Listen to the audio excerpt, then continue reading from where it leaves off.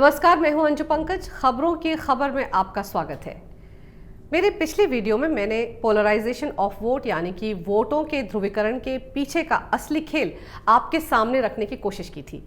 कैसे जब मुस्लिम समुदाय एकमुश्त एक तरफ होकर एक ही पार्टी को वोट डालता है तो वो सेकुलरिज्म कहलाता है, और वहीं अगर हिंदुओं का वोट एकमुश्त होकर एक ही पार्टी की तरफ चला जाता है तो वो वोटों का ध्रुवीकरण बन जाता है। और तो और अगर हिंदुओं का वोट एकमुश्त होकर एक ही पार्टी को ना भी जाए तो भी ये वोटों का ध्रुवीकरण ही कहलाता है ना गजब की सोच।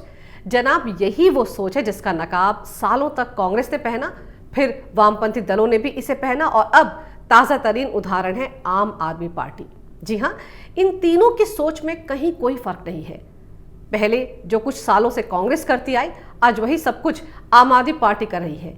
हैरानी तो मुझे इस बात की होती है कि जब ये मुस्लिम वोटों को अपने पाले में लाने के लिए जगह जगह अनाप शनाप बयान देते हैं तो किसी को कोई फर्क नहीं पड़ता, कहीं कोई रिएक्शन नहीं होता, कहीं कोई सवाल तक नहीं उठाता। ये अपने शाहीन बाग जाकर या फिर अपनी रैलियों में अभिव्यक्ति की आज़ादी के नाम पर कुछ भी बोलने का अधिकार रखते हैं।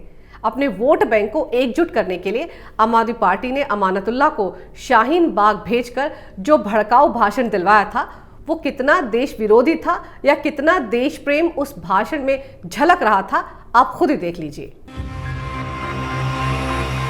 और अल्लाह ने फैसला कर लिया है कि इन जालिमों का पतन होगा, ये खत्म होंगे। इनके जो जुल्म किए हैं, इन जुल्म का खात्मा इंशाअल्लाह ओखला से होगा, जामिया से होगा। हम जरिया बनेंगे इंशाअल्लाह। कहीं ना कहीं से शुरुआत होती है।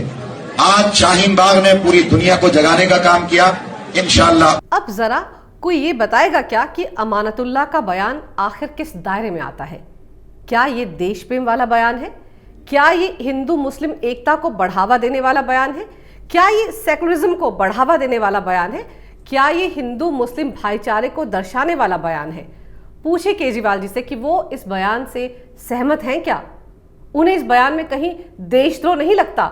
उन्हें अमानतुल्लाह के ये जहरीले बोल पाकिस्तान की जुबान नहीं लगते? उन्हें नहीं लगता कि अमानतुल्लाह की पाकिस्तान से कोई सांठगांठ है?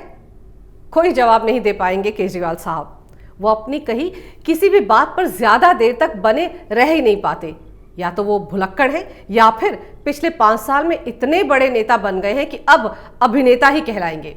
जनाब, याद रखिए, अगर केजरीवाल अमानतुल्लाह की इन देश विरोधी बातों से इत्तेफाक ना रखते होते तो उन्हें जामिया से टिकट नहीं थमाते।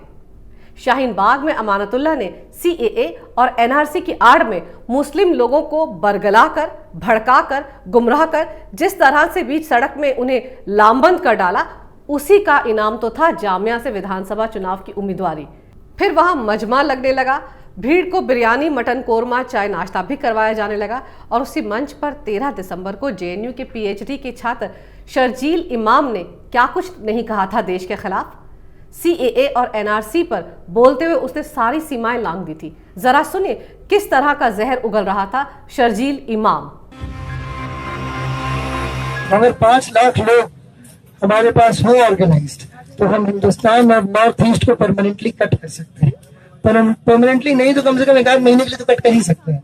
मतलब इतना मवाद डालो पटरियों पर, रोड पे, उनको हटाने में 1 महीना लगे, है कि नहीं? जाए एयरफोर्स से। असम को काटना हमारी जिम्मेदारी है। असम और इंडिया कट के अलग हो जाए। शर्जील का ये बयान क्या देश विरोधी नहीं है? असम को इंडिया से काट कर अलग करने का दम भरने वाला ये बयान क्या वाकई आजादी की अभिव्यक्ति है? पटरी पर इतना मलबा डाल दो कि असम तक इंडिया की फौज पहुंच ही ना पाए, और तो और सभी गैर मुसलमानों को वहां मुसलमानों की शर्त पर ही आना पड़ेगा। क्या शर्जील के इस बयान की निंदा करने की हिम्मत दिखाई केजरीवाल ने, या उनकी पार्टी के किसी नेता ने इसके खिलाफ मुंह भी खोला? कांग्रेस के नेता राहुल गांधी, प्रियंका गांधी, कपिल सिब्बल, मणिशंकर अय्यर ने शर्जील के मसले पर जुबान खोली? जी नहीं, ये उसके खिलाफ कुछ नहीं बोलेंगे। ये उम्मीद करना भी बेमानी है। अगर इन नेताओं में से किसी ने भी शर्जील या अमानतुल्लाह के खिलाफ कुछ बोला तो आम आदमी पार्टी की सजी सजाई बिसात उल्टी पड़ जाएगी। जिस 10% वोटों के लिए केजरीवाल ने शाहीन बाग बसाया, उस मंसूबे पर तो पानी फिर जाएगा। वोटों की राजनीति का खेल है जनाब। यही तो वोटों का ध्रुवीकरण है, यही तो पोलराइजेशन ऑफ वोट्स है। इसी के लिए तो शाहीन बाग का प्रयोग किया गया। शाहीन बाग वाकई कोई संयोग नहीं है। तो समझ गए ना आप, मुस्लिम वोटों के ध्रुवीकरण के लिए जो देश विरोधी बयानों पर भी कुछ नहीं बोलते, जो देश की सुरक्षा में लगी फौज पर भी उंगली उठाने से परहेज नहीं करते। अरे हाँ, बातों बातों में मुझे याद आया केजरीवाल जी का नया नवेला दर्द। आजकल हर जगह रोग आ रहे हैं कि उन्हें आतंकवादी बोल रहा है विपक्ष। उनका कहना है कि उनके माता पिता भी इस तरह के आरोपों से बेहद परेशान हैं। जाहिर है, किसी भी शख्स पर आतंकवादी का आरोप लगना या टैग ही लग जाना वाकई दुखद होता है।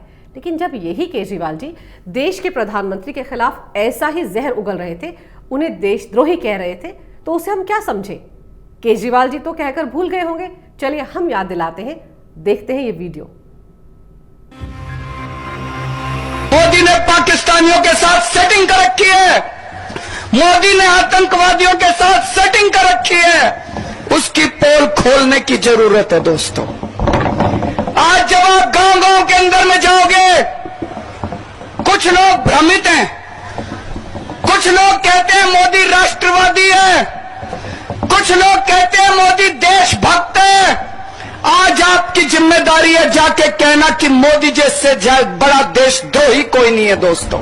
ये वीडियो देखकर पक्का याद आ गया होगा नेता से अभिनेता बने केजरीवाल जी को। प्रधानमंत्री पर पाकिस्तान से सांठगांठ का आरोप लगाकर उन्हें देशद्रोही कह डाला था। तब आपको मोदी जी के परिवार का ख्याल नहीं आया? तब कहां गए थे आपके संस्कार? ऐसे जहर उगलने वाले नेता पर तो हमेशा के लिए बैन लग जाना चाहिए। चलिए कुछ और बातें करते हैं। ये बताइए कि आप देश विरोधी नारे लगाने वाले कन्हैया और खालिद उमर के साथ खड़े क्यों नजर आते हैं? क्यों कन्हैया और खालिद की फाइल को आपने दबा कर रखा है? इन देश विरोधी लोगों के साथ इतना प्यार क्यों? देशद्रोहियों का साथ देने वाले को आखिर क्या कहा जाएगा? केजरीवाल जी आप ही बता दीजिए।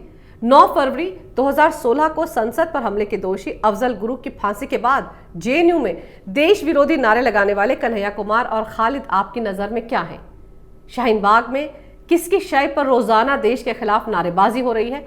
वहां के नारों पर आपका क्या ख्याल है? याद ना हो तो वहां के नारे भी आपको सुना देते हैं।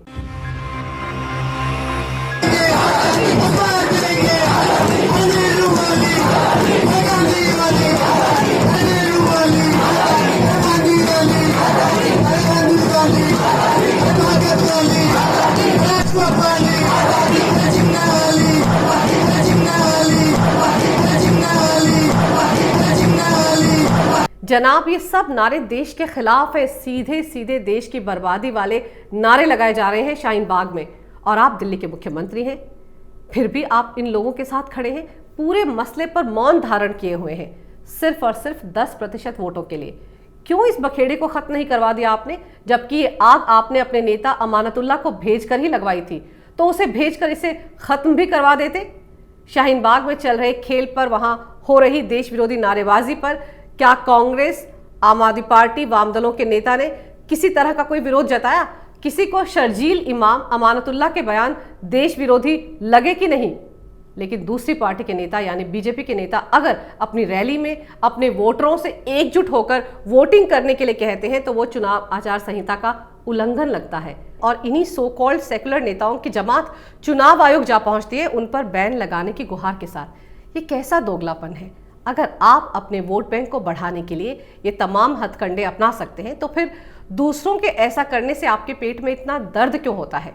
ऊपर से गुमा ये कि इस देश के सेकुलर ढांचे के ठेकेदार आप ही हैं। वो ही हैं जो देश को संभाल सकते हैं, देश को सुरक्षित रख सकते हैं। वो लोग जो बात बात पर देश की सरहदों की सुरक्षा में लगी फौज को भी कटघरे में खड़ा करने से पीछे नहीं हटते।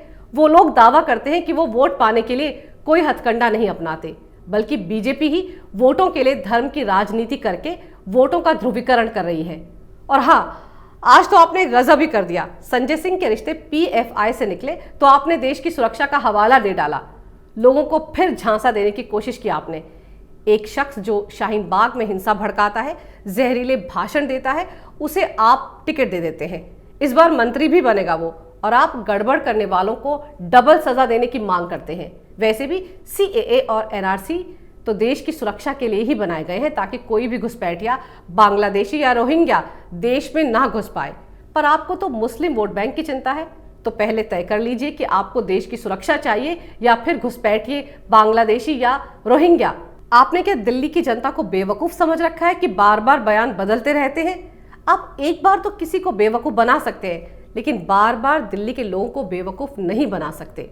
अगर आपको मेरा ये वीडियो अच्छा लगे तो इसे लाइक करें, शेयर करें और हमारे चैनल को सब्सक्राइब करें। देखते रहिए कैपिटल टीवी। अगर आपको हमारा वीडियो पसंद आया हो तो इसे लाइक करें, हमारे चैनल को सब्सक्राइब करें और हाँ, बेल आइकन दबाना ना भूलें ताकि आप तक हमारे वीडियो की नोटिफिकेशन पहुंचती रहे। आप अपना सुझाव हमें कमेंट बॉक्स में दे सकते हैं। हमारे साथ जुड़ने के लिए शुक्रिया।